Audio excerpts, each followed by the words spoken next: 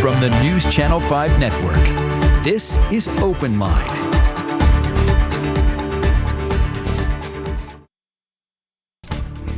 Donald Trump surrendered his role as commander-in-chief and became the insider-in-chief. We are talking about the impeachment trial that is underway.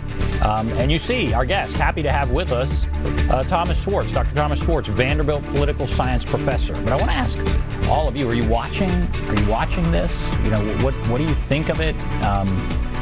It's just, today was really remarkable if you did have a chance to watch some of it. And we'll play little bits here and there as the show goes on. But Dr. Schwartz, thank you for being here. Thank you for having me on. And all right, so you've watched, I'm sure. What are your thoughts about what you're seeing at this point? Well, I think what's clear is that this is a very compelling use of both argument and video to make the case. The Democrat House managers have put together a really moving set of images and quotes from President Trump that make it hard not to think that what you've got there is a president who disputed the results of the election, called for his followers to come to Washington, and then incited and encouraged them to storm the Capitol. Now, there are obviously, we haven't heard the defense's case yet, but it was pretty powerful, and some of the images within the Capitol, the attack on the police, the near escape of the various senators, all of that is profoundly, I think it's having a profound effect on many of the members of Congress. It'll be interesting to see how much of an effect it does have on the members. But here's what someone wrote. Most legislative events, even impeachments, are somewhat predictable. But the video edited by House Democrats to present the attack on the Capitol on a visual timeline coinciding with Mr. Trump's statements and tweets was one of the rare moments common in cinema but rare on C-SPAN that took the chamber by surprise. This use of video, it has been very powerful.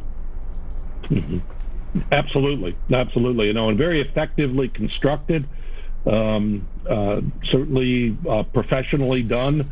It doesn't betray any amateurishness. They didn't spare any cost to do this properly, and it is in many respects it is quite damning. But again, we haven't heard the defense, and they did edit. You might say they didn't include President Trump's peaceful argument or his mention in the speech of encouraging his followers to go peacefully. They emphasized very much his more aggressive rhetoric. And certainly the images of the Capitol certainly seem to back up that notion that he encouraged that. They said today that it didn't come from one speech. They meaning the Democratic prosecutors, that it didn't come from one speech. And they went back and went through a whole litany of his speeches dating back, I think, even before the election, certainly well before January 6th. What do you think of that? Do you think that is effective, persuasive? Going all the way back, talking about how President Trump had said the only way we can lose this election is if it's stolen, and kind of detailing that. Yeah, no, I think they were building a case. I should add, though, of course, that a lot of that rhetoric, I mean, Donald Trump tends to repeat himself. So it's not a terribly surprising to hear that he was making this case earlier. If you've got a memory for 2016, he was saying the same thing in 2016, that if he lost, it would be, he also said at that time that he wouldn't necessarily accept peacefully the results of the election, or at least he wouldn't accept the results. I shouldn't say peacefully, but he said some of the same things. This time around, he was more insistent, particularly about some of the changes in ballot rules, and that was going to affect him, and that he did lay a case for disputing the results of the election if he did lose. So I'm not surprised by that. I think the Democrats there are trying to make it clear that this was not a one-time event, that he had primed his supporters to believe that the election would be stolen, and that therefore they would have to react violently. Among the arguments by President Trump's lawyers is this was protected free speech. It was hardly an incitement of violence or insurrection. They're saying it's protected free speech. What do you think of that? I think that's a difficult argument to make given the circumstances.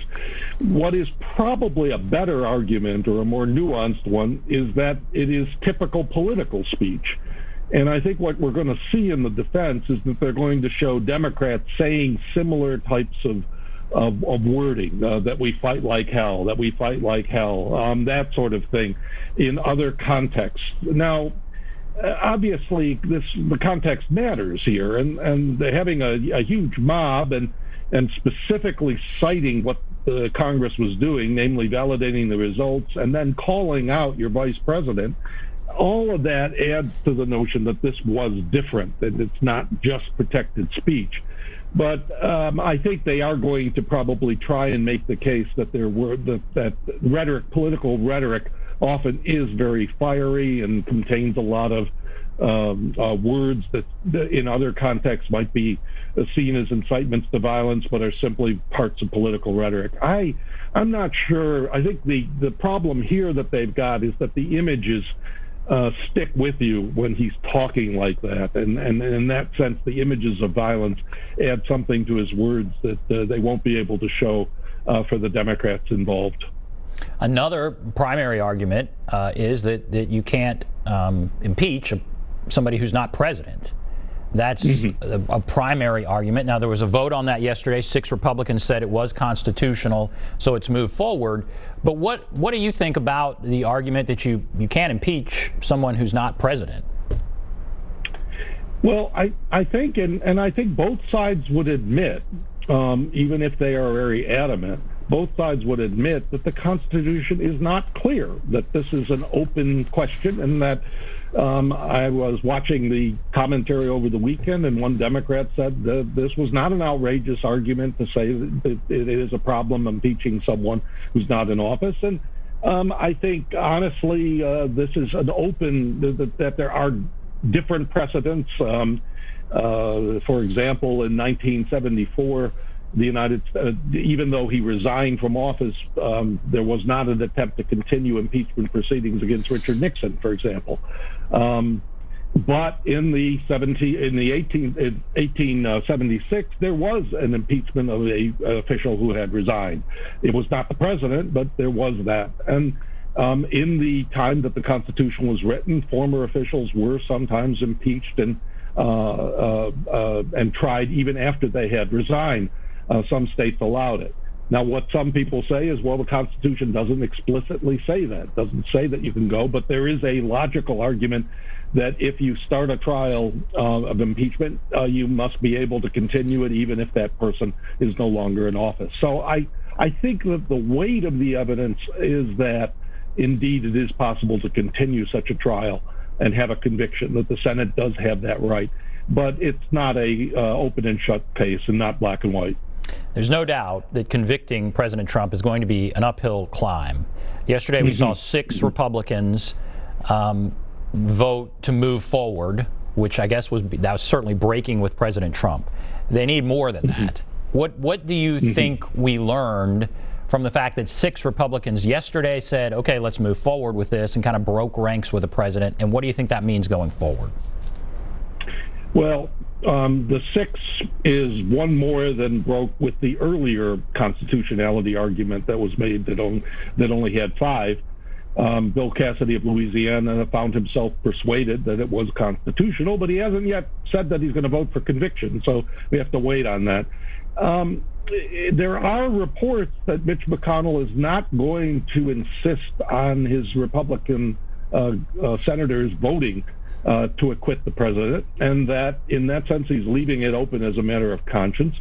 McConnell himself, although he voted against the constitutionality, against it being constitutional, has said some pretty strong things about President Trump's rhetoric and what happened. He could possibly vote, and you could see some break, and perhaps a few more Republican senators actually voting for conviction. I tend to doubt it, but you may see, and I think that would be a tribute to the Democrats' case if they got a few more Republicans. I still don't think you'll get 17, which is what you need for conviction, but stranger things have happened. Yeah, it was an interesting statement yesterday. McConnell said your Republicans vote as a matter of conscience, as if, I don't know, that means often other votes aren't a matter of conscience. He doesn't. What does that mean? Yeah, that he's not requiring. He's not requiring, them to follow a certain script. So he's saying, hey, do what you want to do. What do you read into that? Anything? Just that, this is very different from the first impeachment, where McConnell really did work very hard to keep the Republicans in line. Admitted himself that he was not an objective juror, that he already had pretty much determined that he was not going to vote to convict President Trump on the Ukraine charges. This is different. And it is possible that he might vote to convict Trump, which would be quite a statement. He does have, he just won re-election. He's not coming up for, he's not going to be challenged anytime soon electorally. Although this could have an impact on his support within the Republican Senate caucus. And then, the other aspects of this, and I encourage people to call in. I want to hear kind of people's thoughts one way or the other. But where does this lead the country? Where does this lead Joe Biden's agenda? Where does this lead President Trump? Let's start. Let's not go to Joe Biden's agenda yet. Let me ask about President Trump. So he's sitting at home watching this. Some people say the reason to move forward with this is so that he doesn't run again. He can't run again. Others I've heard say this is so damaging that how could he run again? Now, I think we've heard that about Donald Trump about 20 times at least during the course of his presidency, and he has just been fine. He's fine over and over again. But where do you think this leaves Donald Trump? Let's say he's not convicted. Where do you think this leaves him politically? Well, it leaves him. I think this was one of the dangers of doing a Senate trial rather than a censure resolution, is that it gives him the possibility of claiming that he beat it off. He beat the rap again. That this is a vindication, and that he should be, and that he could continue his role in trying to influence politics and perhaps even running again. I think. One of the things you will be watching for is whether he tries to encourage candidates to primary Republicans who went against him, like Congresswoman Cheney in Wyoming, encouraging a primary candidate against her.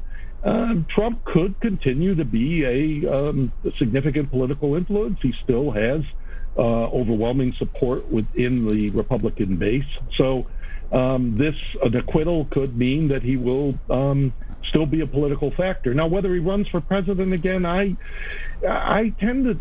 think he will probably play with the idea, but maybe dangle it as a way of getting making sure or trying to get someone who has been a more loyal supporter of his to a position of prominence in the party, and not someone, for example, like a Ben Sasse of Nebraska, who might have presidential ambitions but has denounced Donald Trump. So they would be trying basically to continue his influence within the party. And I wonder about his kids, frankly. Like his daughter, is she going to run in Florida, or maybe his daughter-in-law in North Carolina? I mean, are you hearing that his kids may be running, or what are you hearing there? Not, certainly there's talk, but whether that happens or not, the Trump brand, you could make the case, has been damaged by what happened, and that whereas this might have seemed a very logical thing before January 6th, no longer seems that logical or that inevitable. I would tend to think that that's correct, that the children might be a way to look at and what Donald Trump will try to do, Donald Trump Jr. or Eric Trump or Ivanka. But I'm not sure. I would think, Florida is a very expensive state. It certainly would make for an interesting race, but she is she is a political novice, and it in some ways would be quite a challenge to win that state. That would be against Marco Rubio. That would be fascinating. Yeah. It would be fascinating. Yeah. All right. Well, and then before I go to the calls, we have several calls here. Mm-hmm. The agenda for President Biden. What is President Biden said he's not watching, he's working. Right. But the Senate is certainly involved with this. What does this do to his agenda, do you think? I don't think it actually does very much to his agenda, because basically the Senate Democrats, unless something changes, have decided to rush this through as quickly as possible. They've set up a schedule. They're going to get it over with fast. And I think in that sense, it's not going to be significant. If something were to drag it out, that would be different. But I don't see it as having a particularly strong effect on his agenda.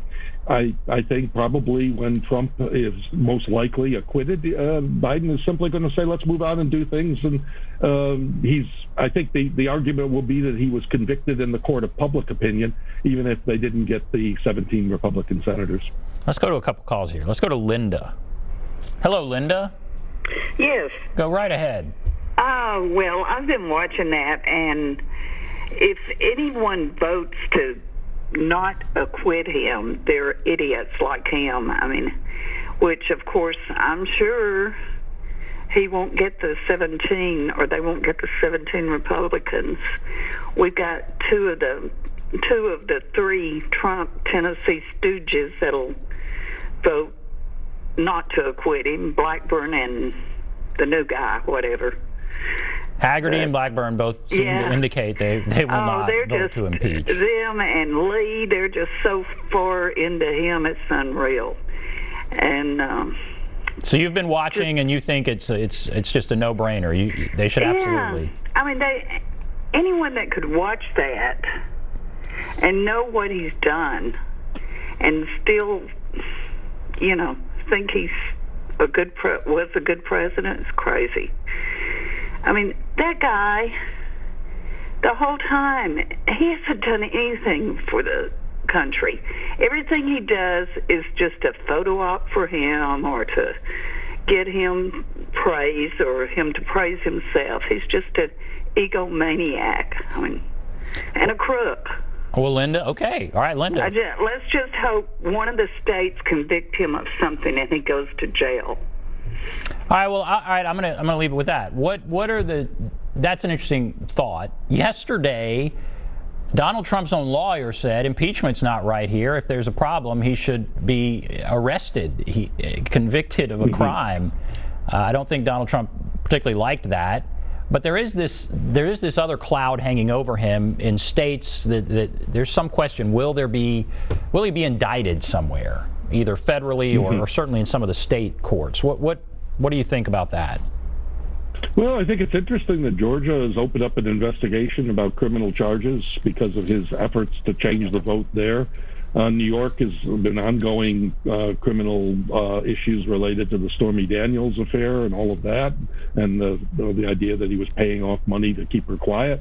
So I think it's very likely that he may face a criminal prosecution, but he has plenty of money and good lawyers, and they might be able to prevent that. But yes, I think he's going to be harassed criminally in the future. Interesting. Linda certainly very emotional. She certainly has one point of view. Let's see. Let's take Sam here. Hello, Sam. Hi. Go right ahead. What's on your mind? I'm agreeing with Linda. I'm going to take this back to the beginning. If you look at his history in his businesses and things in New York, there was a lot of baggage that came with him from day one. This is just the icing on the cake, and it's time for the senators to do the right thing. We elect the president to run the country and to do things that progress the country. He's only progressed things for himself. That's the most self-absorbed president I think this country has ever had. The senators, they need to vote to indict because it's gone too long for just skating by and a slap on the wrist. It's past time to do the right thing. And the state senators here, it's like Linda said, they're so into him, they won't do anything. The governor just did some more stuff today, I heard on the news, that just didn't make sense. It was a Trump move, that's all it was. So I think it's time. There's the senators that we have voted for, that we put our trust into, are actually going to do something for the people. It's time to do it now, because to let this go is a travesty to the United States. We don't operate this country like that. And being on the side of a person, well, I'll side with him. There's a Constitution we have to stand by. All right, Sam, thank you. So there's two. Now, they're both calling out our senators. The fact of the matter is our senators are following probably the will of certainly the will. They were elected by a big majority here in Tennessee, and Donald Trump was also elected by a big majority in Tennessee. And it's very interesting to have jurors who are supposed to be impartial, but they're also very political. So, I mean, that's just the way this is built. They're going to be taking a political calculation here as much as anything, and it would be a shock if the two senators from Tennessee voted anything but to acquit. I think that's right, but impeachment has been largely a political process. The Clinton impeachment, the first, the Trump impeachment. Yes, I mean, there's largely in the past, in recent times, impeachment has almost come down to pretty strict party lines. Now, you could make the case that there should be a greater consensus on this because of what happened at the Capitol was so visible and so clear, and Republicans did denounce it. But in the end, the politics come into it quite seriously, and I think the fact that Donald Trump has not lost his support is going to be very influential, especially for the Tennessee senators. All right, I'm going to take some more calls here in a second. Let me ask you a couple quick questions, just because you're smart and you're right here, and you know this stuff. Well, thank you. Okay. All right. That's very kind of you. Yes. Has a president ever been actually impeached? So you have a president who's sitting in office. He's impeached by the House, which we've seen now with Donald Trump twice, but then convicted by the Senate, and they have to leave office. Has that ever happened?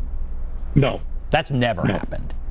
Never happened. And you said it's mainly political. You know, often these are political.